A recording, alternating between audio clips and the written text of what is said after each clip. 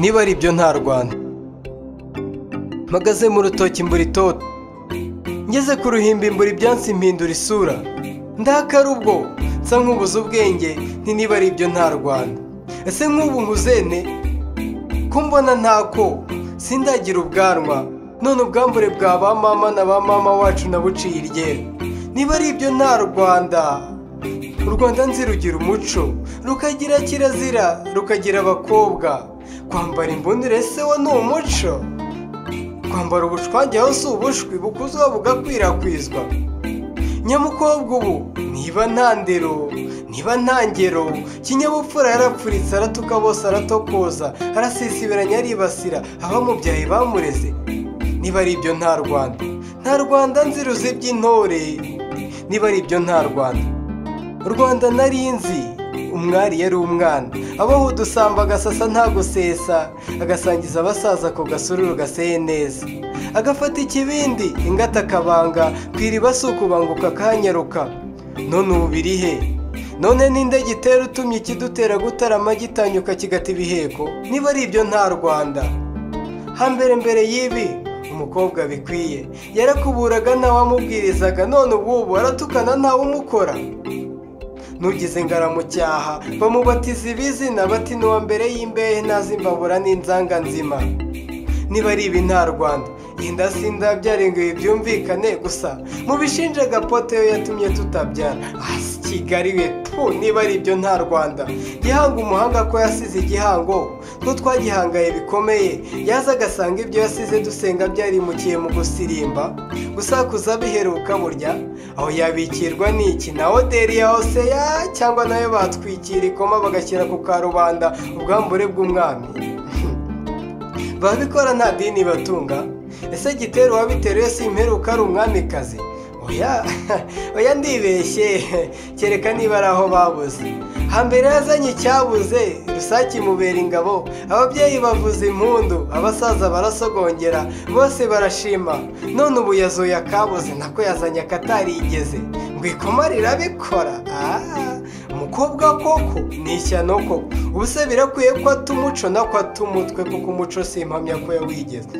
Akirengagiza icyakoma cyose, akiyambura inkanda akambara ikoma. Mva ngo ndabyubaha nkabyita kwambara. Nako akikinga ikoma, bagira ngo baracyaha akabacyaha kurenza nk'aho bamurusha ibyaha. Niba ari ibyo nta Rwanda. Ese mureke mbabaze, ubyirutse iwanyu musoma imvaho bikabahesha imvange, Butera yasoma umusesa akabyutsa indamutsa zikamucyaha ntakwitsa. Ese waba Butera ugasoma ibibi urwanga iwacu i Rwanda? Ngaho ubu uruhinja, ubundi izuba nyoko apfumuye izuru yambara ikoma, isi yose bikahakwira, ngo hiti ikaba hiti. Aho wahabwa batisimu waguha ikanzu ntiwamwita ingunzu, ukamuseka akayisubiza mu nzu. Ese wakura utyo wumva abakozi bakorane n'iwanyu bamwe ngo ari bakadahumeka? Aho wagoheka, aho ikirya abandi wowe cyagusiga. Niba ari ibyo nta Rwanda. Mbese Maritini we, ayo mahoro utabeshye ubwo arasa n'ayahoze buhoro, ko ahubwo yabyaye amakoma. Ariko ubundi mu gihe cy'ikoma Serwakira yarihenga irihinde birebere. Apu, ibi si iby'i Rwanda sikera. Gerata sinakujyana mu kigo ngororamuco, nakwandikira akabarwa nk'aka wowe umunyabwenge ukagasoma ukisubiraho, kuko ufite uburanga n'ubuhanga utaranga, n'ikimero utaranga, kuko uri ibwami. Kubera ubwo bwiza nukomeza utyo urahava byivanze utagira kivura, warabuze kivuga. Inshuti rukumbi izakugwa inyuma ikabikoma, kuko wararyogagije ukarigirira icyizere, rikakurora nako rikakurunguruka. Ngaho bashiki banjye namwe bakuru mu nduta, ese dute uruhago duhahe ibyago duharabike mu ruhara? Ihinge ndanze erega byakura nako byarakuze byarikoma, none abandi bambaye ubusa buri byitwa itekere, ngo bashaka kwamamara. Sike tu, niba ari ibyo nta Rwanda. Ndagaramye ndahakanye sike.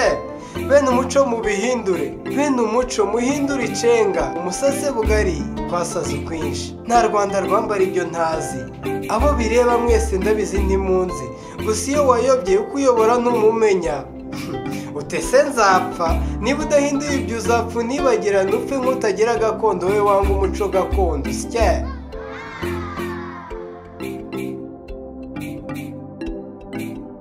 niba ari ibyo na Rwanda ndabibona bikanzonga, ndabibona bikanshisha rwose biteye agahinda, biteye agahinda.